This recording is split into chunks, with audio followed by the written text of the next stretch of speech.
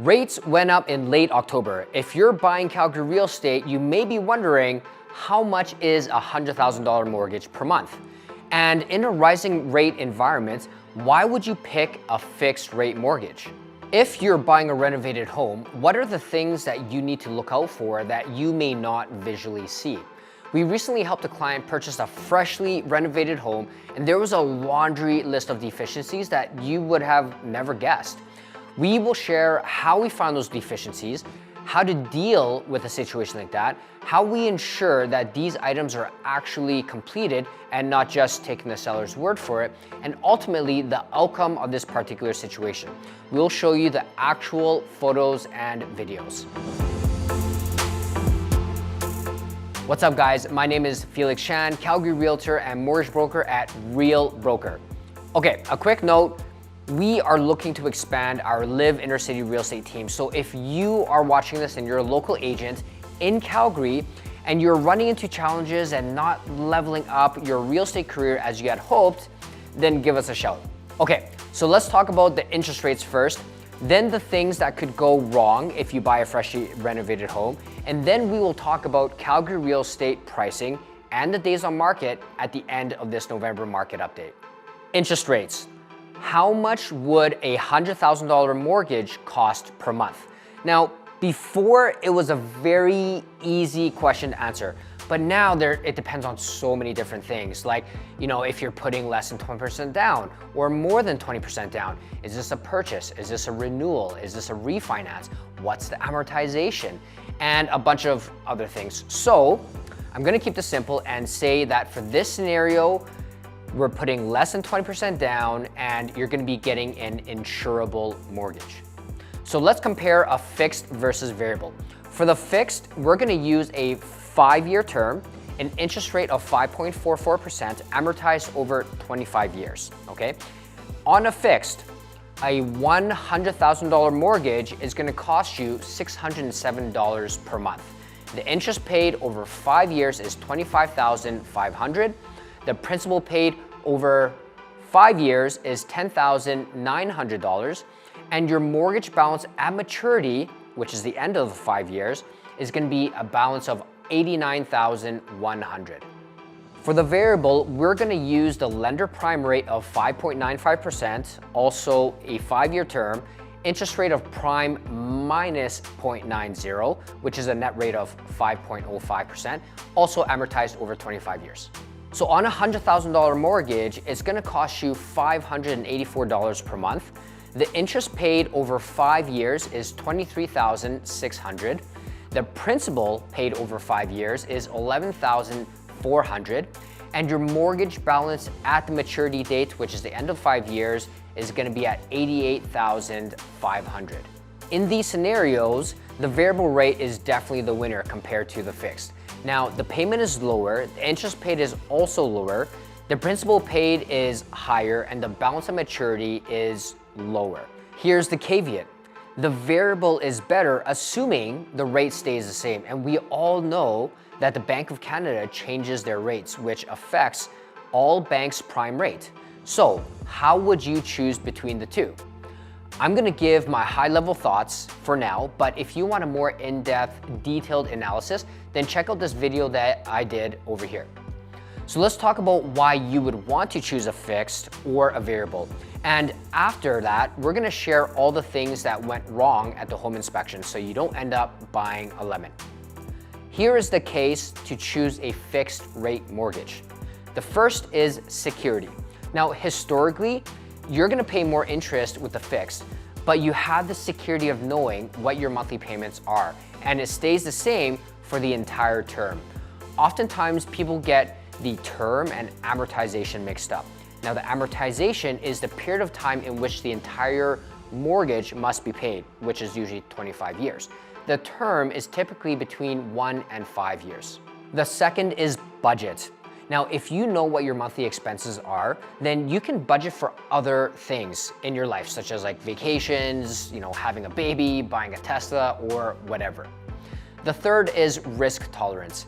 If you have lower risk tolerance to fluctuating payments like a variable rate mortgage, and you want peace of mind, then fixed would be a great option for you. Now, here is the case to choose a variable rate mortgage. Number one, you pay less. Again, historically, you pay less with variable rate mortgages. Two, the rate. The interest rate will not be going up forever, and what goes up must come down. The question is, would you have the time to wait out the changing rates? Number three is higher income. Variables are great for those with a higher income where a few $100s per month is not gonna make a difference and it's not gonna stress them out. And number four is if you have a higher risk tolerance to the fluctuating payments. At the end of the day, we're never gonna know where interest rates are going to be. At the highest level, the one thing that you guys need to consider between the fixed and the variable is your budget. The best thing that you can do is ask your mortgage broker, which by the way, our mortgage team does this with all of our clients interested in getting a variable, to run the numbers and see how much the mortgage payments will be if the prime rate went up 1% or 2% or whatever you think the worst case scenario is for the rate to hit a ceiling. If you can afford those payments without losing any sleep, then that would be a great option for you. Let's talk about all the things to look for when buying a freshly renovated property. Let's call it out as it is. Flippers are always trying to make a property look great and do it as fast as possible. Intentionally or not, sometimes things get missed. For this specific property that our client wrote an offer on, there was a list of deficiencies, but here are the most important things that we found. The garage man door. Now this is the door from the garage to the inside of the home. Safety code requires at least a 1 3/8 thick metal or steel surface door, and it must be self-closing. Instead, you can see that they used a wood interior door. Hopefully you can see this picture. The black space is the garage, and it doesn't have lights in there. And you can clearly see that it's not a normal garage door. The electrical for the home was not grounded. And you can see it in this video here. I mean, I'm no electrician, but seeing something like this kind of makes me nervous. Now, what's interesting is that despite that this was a virtually brand new home inside, we found an active leak. And you would have never guessed because you can't see it. Now, as you can see in this video, the shower is brand new. And our home inspector is showing the location of the drain, which is on top of the stairs. He's located where the drain is on the main floor below the drain and points his thermal gun to it so you can see that it's actually leaking. Now the thermal gun detects cold and hot things, so it's really cool. If you put your hand on a wall for just half a second, like that, and you point your thermal gun to it, it's so sensitive that it will actually see your handprint. So it's a great tool to see any leaks because typically the pipes are cold. So the seller had blown in insulation. However, the insulation company only did half of the attic. This home actually had 2 separate attic spaces and they somehow missed the other attic. Oops. The next one is a window installation. So you can totally tell that this is not done correctly. Like, bro, how does a window get installed like this? Like, if you're the seller and you're watching this, why wouldn't you get this fixed before putting it on the market? I don't get it, but to each their own. So how did we find all these deficiencies? Well, it was a combination of our experience and of course, the home inspector. One of the biggest concerns as a buyer is having a huge unexpected cost during home ownership. Hiring a home inspector is a way to minimize this risk and get to understand the health of your home. Now, our team works with the best inspectors in the city. So if you want to leverage our expertise and our partners, then make sure to reach out to us below. Okay, so we did a home inspection and we found all these items. Now you might be wondering, what can I negotiate? How can I verify the items were complete, especially when I don't have any construction background? What about the harder to reach areas, like in the attic or behind walls or vents? So what can we negotiate? Well, when we do our home inspections, we typically don't look at cosmetic items. Well, unless there's material damage above and beyond like normal wear and tear. we focus on items that pose either a risk to safety and security, as well as leaks. In this case, all the items I shared with you, we considered material items important enough to negotiate with the seller, and that's exactly what we did. We asked for everything. Our client asked us a very good question. They said, well, how can we verify all these items were fixed when I have no construction background? And what if they're in harder to reach areas for me to get to, like the attic? Well, there's a few safeguards that we put in place for this that I'm going to share, and I'm going to give you 2 bonus tips at the end, so make sure to stick around for that. So the first thing that we always ask for are receipts with the description of the work for the repair or replacement by a certain date before possession. The timing for this is super important. Now, the repairs must be made by a licensed professional, so we can make sure that it wasn't like the seller's cousin who did it with no experience for doing the repair. Second, for those hard to reach areas, we always ask the vendor to take a few photos and or a video of the before and after. This, combined with the receipts, helps us verify that the work has been done. Third, we could utilize what's called a holdback. This is used to financially incentivize the seller to get the work done, and it's usually added to the contract. You can kind of see this as an insurance policy for us, the buyer. Now, I'm not going to go into the details as your realtor can explain it, but a holdback is a monetary amount set aside from the sale of proceeds of the property, which is not released to the seller until the seller has completed the certain outstanding contractual obligations. In this case, all the repairs. Now, there is some strategy involved around this, as well as positioning this conversation with the listing agent correctly, so make sure your realtor has a plan going into that conversation, especially if there's a laundry list of items to ask for. The fourth and last safeguard we have in place is something called a walkthrough. This allows us to walk through the property right before possession to visually inspect all the repairs and to make sure the place hasn't been damaged or trashed. If all the repairs are complete, then there is no holdback, and then we can let the lawyers know that the holdback is no longer necessary and that all the repairs have been complete. Bonus tip number 1. Okay, here's our first bonus tip. The second bonus is coming up shortly. Okay, now, if you have a good inspector, you can actually ask them to come back to the property right before possession day so you can use their tools and expertise to confirm the repairs have been done. In this case, the thermal gun and moisture detector are tools that isn't really a common household item. Plus, having the tool is one thing, but if you don't know how to use it or interpret the data that comes from it, then it doesn't really serve you. So get the pro to come back and confirm the work is done. Don't just go buy the tools you think you need and use it for the first time and come to a conclusion.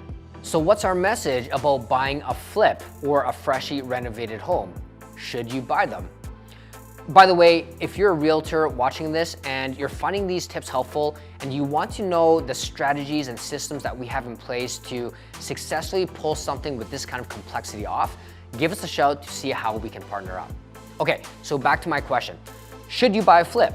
The answer is, if the property fits all of your criteria and the deficiencies found will be fixed by the seller, then yes, why not?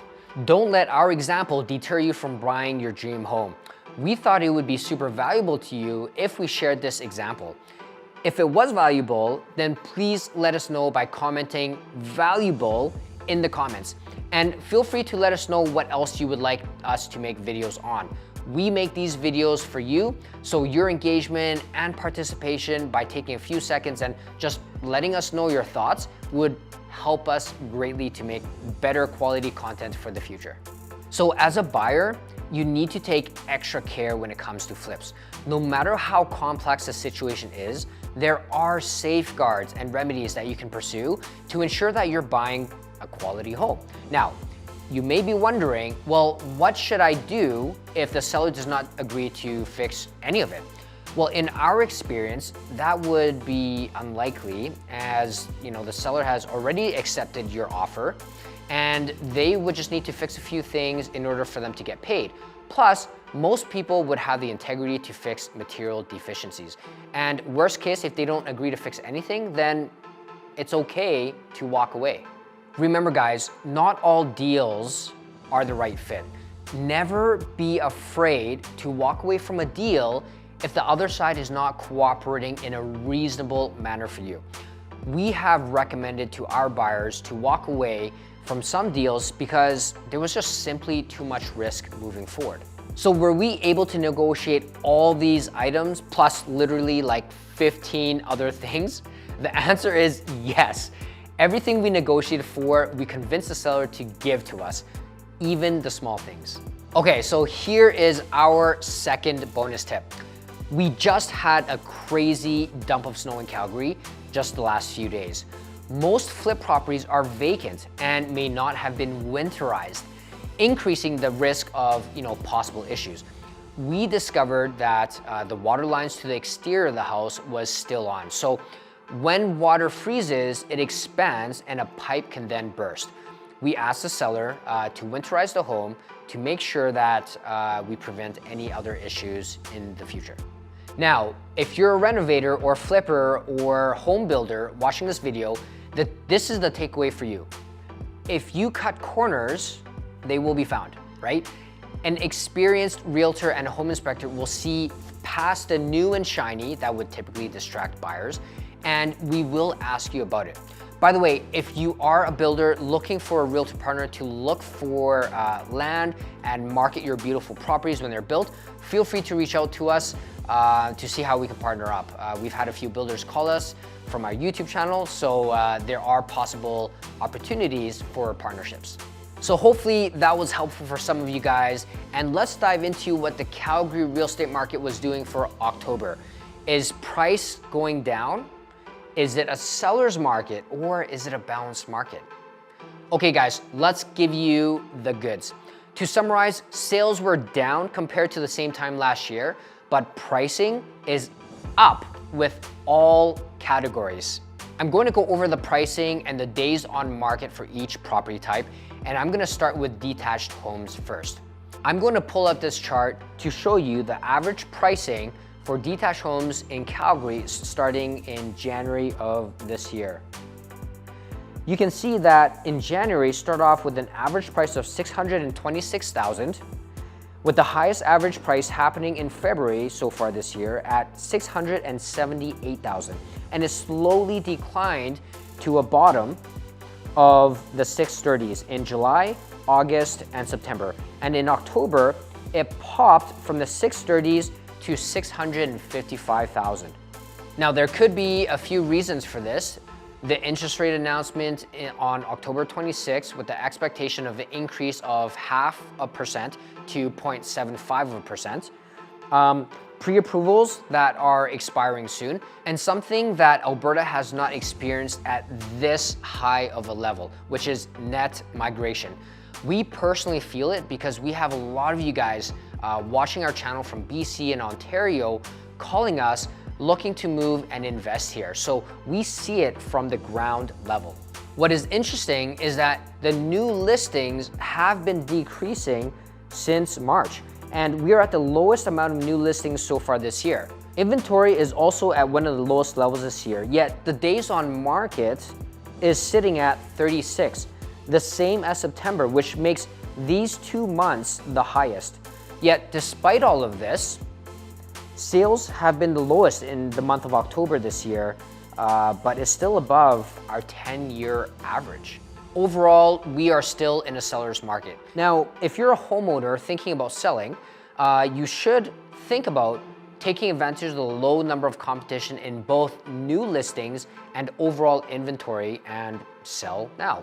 Pricing is up, inventory is low, so you would be putting yourself in a good position. Call us if you want to leverage our marketing for your home. Semi-detached. For semi-detached, the average pricing also popped in October to $536,000, the highest since June. Just like detached homes though, semi-detached pricing seemed to have bottomed around the 510 mark or so, which happened in July, August, and September. Sales are down from the same time last year, but we are well over our 10-year average. And if you're a homeowner thinking about selling, October had the lowest amount of new listings this year, and inventory hasn't been this low since March. So overall, we are still in a seller's market. So just like the detached market, it is your market. The story for townhomes is similar to the detached and semi-detached property types.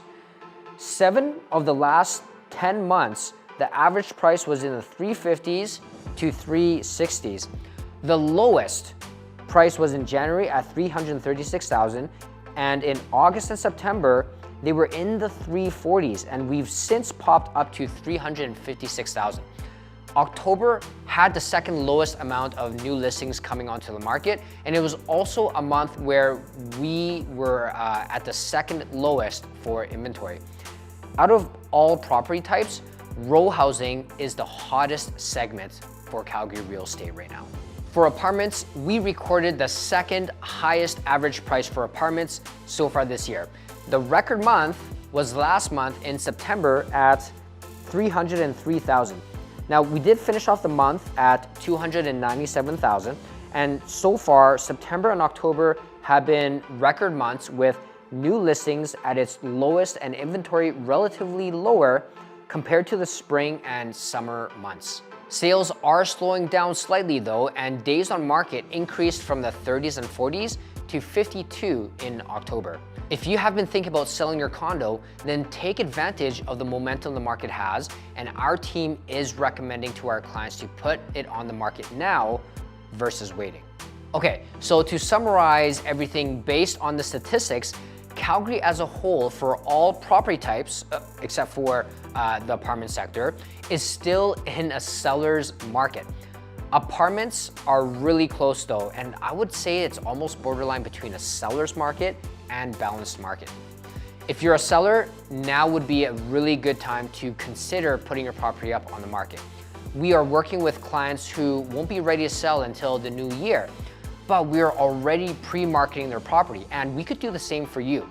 Whether it's 3 months or 6 months down the road, we can start looking for buyers for our off-market sellers. As an example, if you're looking to buy a single detached home in the Northwest, we have an off-market property in Dalhousie in the 700s. Now it's a 2-story split, almost 1,800 square feet. It's a beautiful corner lot, south-facing backyard, double-car garage, and it's just a gorgeous property. Call us if you or someone you know is interested in viewing this property. Now, some of our buyers have asked us, should we buy now or should we wait until next year? Well, if you're a buyer with time, you've probably been waiting for a correction since, the summertime. But the thing is, that hasn't happened yet. And it's hard to know when that's gonna be because, well, it's impossible to time the market. But I encourage you to get a pre-approval, lock in your rate so it protects you from rising rates. And if you find a property that fits most of your criteria, then move on it. Otherwise, you could be waiting, and before you know it, Calgary home prices and interest rates could keep going up, and as well as pricing, and it could price you out of the market. On the flip side, if you do have the time and you're not in a rush, then it doesn't hurt to wait it out and see when the recession hits and how bad it will affect the economy. Remember though, 25% of Alberta's GDP comes from oil and gas.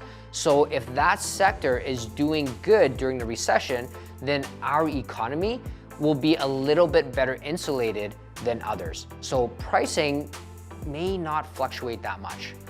Okay guys, that's all I had for you. If you found this helpful, we would love your support if you give us a like so we know that this content is valuable for you. And let us know in the comments below what else you want us to do videos on. If you're a real estate agent, we are looking for someone to join our local team. And also looking for those who may be interested in partnering up with us at Real Broker so we can give you the tools and the strategies and the resources you need to be a $100,000 agent. Link is down below. My name is Felix Chan, Realtor with Real Broker, and I'll catch you next time.